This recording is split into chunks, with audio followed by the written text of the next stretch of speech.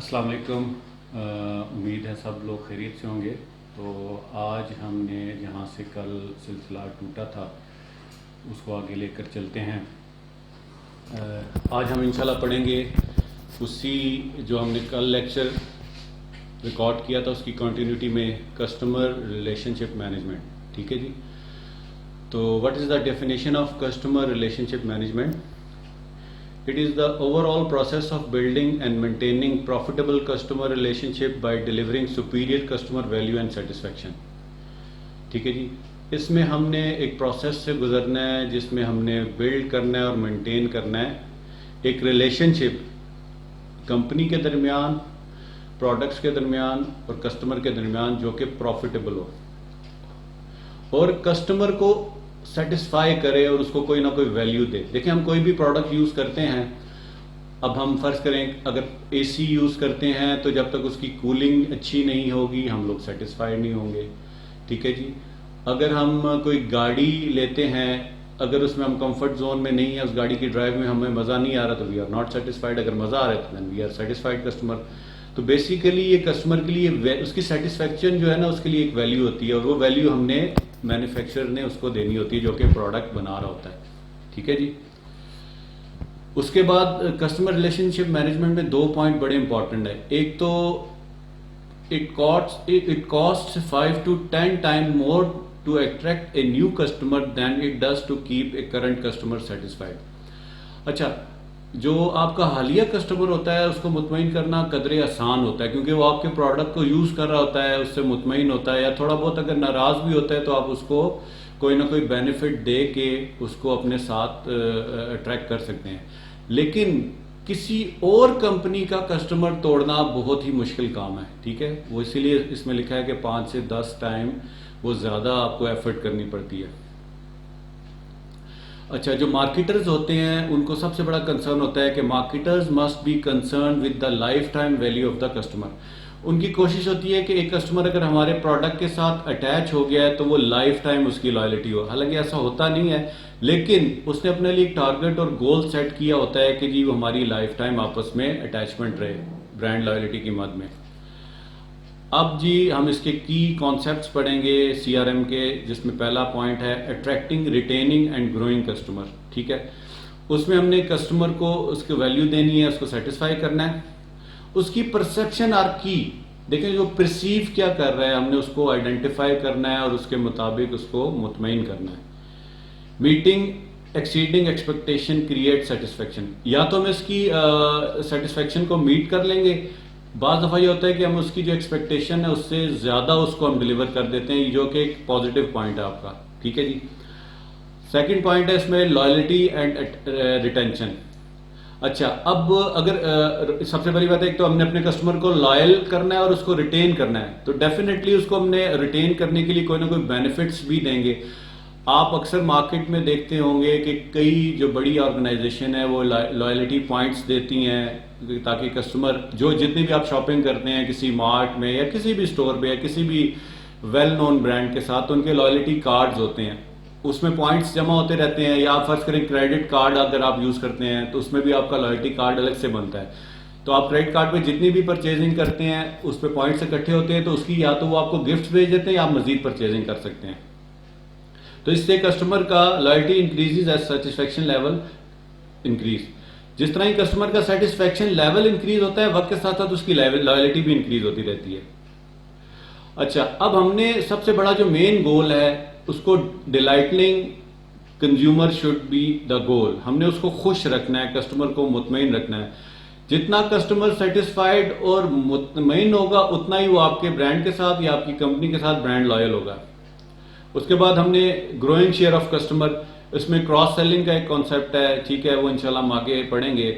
और हमने कस्टमर का जो शेयर है वो साथ साथ ग्रो करवाना है। तो सीआरएम में की कॉन्सेप्ट ने मैं पहला पॉइंट पढ़ा है attracting, retaining and growing customer. अब हम दूसरे पॉइंट की तरफ जाते हैं, building customer relationship and customer equity. अच्छा, कस्टमर इक्विटी क्या है? The total combined customer life time value of all customer. ठीक है, अब फाइनेंस में इक्विटी की टर्मिनोलॉजी किसी और सेंस में यूज होती है, वो फाइनेंस वाले फाइनेंस के लोगों से आपने पढ़ा भी होगा, वो आपको बेहतर बता सकते हैं। तो the total combined customer life time value all customer, वो आपकी इक्विटी होती है, आपका एक एसेट होता है। इक्विटी और एसेट भी तकरीबन ऑलमोस्ट सेम चीज़ हैं, लेकिन कई जगह पे फाइनेंस वाले इसको डिफरेंशिएट करते हैं। उसके बाद है measures a firm's performance but in a manner that looks to the future. उसके साथ साथ हमने अपनी जो ऑर्गेनाइजेशन है या जो मैन्युफैक्चरर है, जो कंपनी है, उसकी परफॉर्मेंस को भी एवेल्युएट करना है और उसको साथ साथ हमने अपना फ्यूचर की तरफ भी प्लानिंग को देखना है कि इस मजीद ऐसी क्या चीज़ें हम फ्यूचर में कस्टमर को ऑफर कर सकते हैं जिसकी वजह से उसका सेटिस्फेक्शन लेवल बढ़ सकता है। अच्छा जी, इसी में एक आगे एक पॉइंट है customer relationship levels and tools. अच्छा जी, target market typically dictates type of relationship. ठीक है जी, अब आप किस ऑडियंस को टारगेट कर रहे हैं, इट मैटर्स अ लॉट कि आप किस टारगेट ऑडियंस को पकड़ रहे हैं। उसमें वो आपका बेसिकली फ्यूचर में आपका रिलेशनशिप डिफाइन करता है कि आपका बेसिक रिलेशनशिप है या फुल रिलेशनशिप है। बेसिक रिलेशनशिप में यह है कि वो ऐसी ऑडियंस है जिसको आप वक्ती तौर पे कैप्चर करना चाह रहे हैं, किसी भी मार्केट की सिचुएशन को देखते हुए आप कोई प्रोडक्ट ला रहे हैं और फिर उसके बाद आहिस्ता आहिस्ता आप उसको बेसिक रिलेशनशिप को फुल रिलेशनशिप में कन्वर्ट। जिस तरह आजकल कोरोना क्राइसिस चल रहा है तो जो सैनिटाइजर्स वगैरह मार्केट में आपको पता है कितनी ज़्यादा मशरूमिंग होगी। अच्छी कंपनी जो सैनिटाइजर्स तो बना ही रही थी, उसकी मार्केट इतनी मेच्योर नहीं थी, लेकिन जब उन्होंने देखा कि लोग ज़रा हेल्थ कॉन्शियस हो गए हैं और सफाई की तरफ जा रहे हैं तो तब तकरीबन हर कंपनी ने अपना सैनिटाइजर लॉन्च कर दिया है। और लेकिन ये कि उसमें सक्सेस सबको नहीं मिल रही। अभी ज़रा मार्केट फिल होगी। अब जो शुरू में इस चीज़ों को लेके चले हैं उन्होंने फ़ायदा उठा लिया, लेकिन अब आगे जो लॉन्च करेंगे उनको ज़रा टफ कंपटीशन फेस करना पड़ेगा। फिर है जी customer loyalty and retention programme. उसमें हम लॉयल्टी को रिटेन करने के लिए कुछ ना कुछ प्रोग्राम्स भी अनाउंस करते हैं। सबसे पहला है जी एडिंग फाइनेंशियल बेनिफिट्स। या तो हम उसको, जिस तरह मैंने भी लॉयल्टी कार्ड की बात की, आपको कार्ड में हम पैसे दे देते हैं लॉयल्टी पॉइंट्स की सूरत में, आप उससे शॉपिंग कर सकते हैं, या कोई सोशल बेनिफिट दे देते हैं। फर्ज करें कोई प्रोग्राम हो रहा है, किसी सोशल एक्टिविटी हो रही है, उसके हम उसको पासेस दे सकते हैं, उसको टिकट्स दे सकते हैं। ठीक है, और उसके बाद है एडिंग स्ट्रक्चरल टाइज। ठीक है, या फिर हम उसको मजीद अपना ही कोई ब्रांड दूसरा, उसकी स्ट्रक्चरल टाइज अपनी मजबूत करने के लिए, फर्ज करें अगर हम किस तरह मिसाल दूं, जिस तरह हम फर्ज करें अगर हम कंज्यूमर आइटम्स में हम आ रहे हैं, ठीक है जी, खाने पीने की चीज़ें, बाद में हम कॉस्मेटिक्स में आ जाते हैं, तो हम उसको कहते हैं कि जी इन पॉइंट्स के जरिए हमारा जो नया कॉस्मेटिक्स का ब्रांड, आप उससे जाकर अपनी चीज़ें इन पॉइंट्स की मदद में खरीद सकते हैं। अब डेफिनेटली हमें कुछ ना कुछ मार्केटिंग चैलेंजेस भी हमें दरकार हैं। ठीक है, उसमें कनेक्टिंग मार्केटिंग में हमें क्या क्या है, उसमें हमें वाया टेक्नोलॉजी चैलेंजेस हैं, विद कस्टमर चैलेंजेस हैं, विद मार्केटिंग पार्टनर्स चैलेंज और दुनिया के साथ विद द वर्ल्ड चैलेंजेस। सबसे पहले हम टेक्नोलॉजी के साथ उसको डिस्कस करेंगे। Advances in computer, telecommunication, video conferencing etcetera are major forces. ठीक है जी, अब आपको पता है दुनिया इस वक्त आईटी और टेलीकॉम में कितना आगे जा रही है। तो अगर जो बंदा अपनी कंपनी को या अपने कस्टमर्स को या अपने एम्प्लॉयज़ को इसके साथ ब्रिज अप नहीं कर पा रहा तो वो पीछे रह जाता है। जिसमें आपका, आप देखें ना, इंटरनेट कितना इंपॉर्टेंट मीडियम है जिससे भी मैं भी आपसे बात कर रहा हूँ। ठीक है, इसमें कंपनीज भी आपस में एक दूसरे से फ़ायदा उठाती हैं।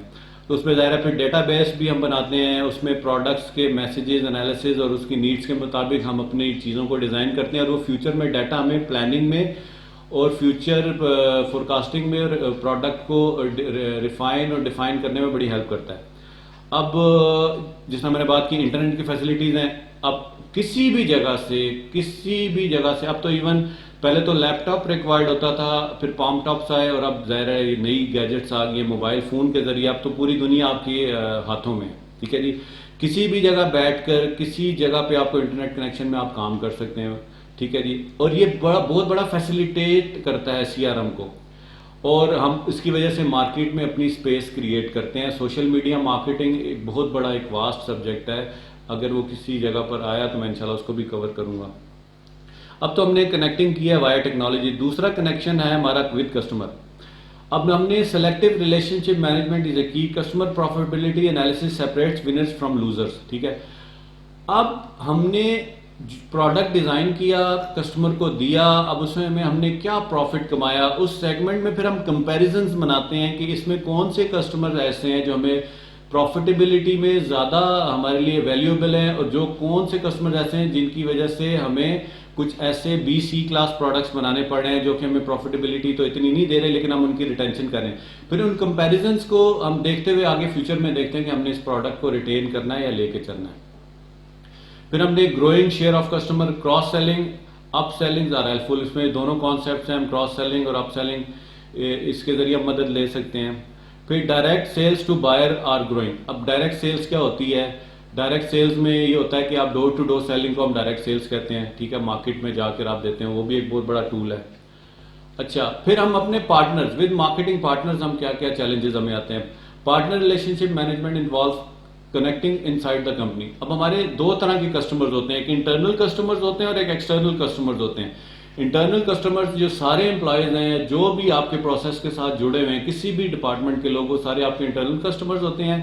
और आउटसाइडर जो होते हैं वो आपके पार्टनर्स होते हैं, जिसमें चैनल पार्टनर्स होते हैं, डिस्ट्रीब्यूटर्स होते हैं, होलसेलर्स होते हैं। वो फिर इंशाल्लाह सप्लाई चेन मैनेजमेंट में हम आपको अगर वो कोर्स किया तो वो भी बताऊंगा मैं।